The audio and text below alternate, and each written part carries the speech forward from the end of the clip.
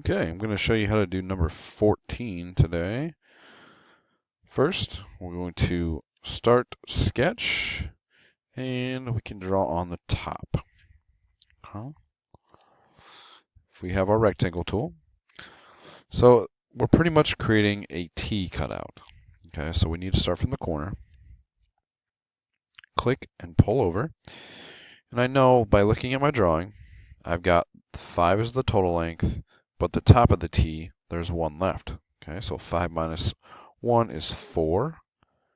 Tab, and the width of each one of those cutouts, based off of the width of the middle one, is going to be 1 inch. So 4 tab 1, enter, and I will draw the same thing over there. 4 tab 1, enter. Click Finish Sketch, Extrude. Now if they don't pop up right away, we're going to have to select both of them,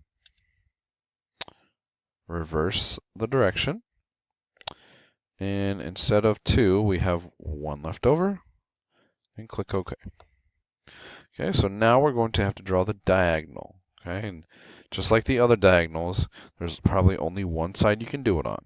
Okay, so if we go Start 2D Sketch, choose that side. Okay, I like to kind of click and drag so I can see the corners of these. Okay, because that's where I'm going to connect. So choosing my line tool, going to the upper left, click, and pull it down there, straight up, and then closing that triangle.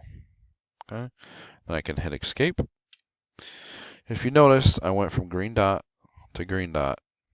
up to green, over to green. That ensures that I'm going to have a closed object on each corner. So I can click Finish, Extrude. Again, I can click it, and just to be safe, go Distance All, and OK. And there you have number 14.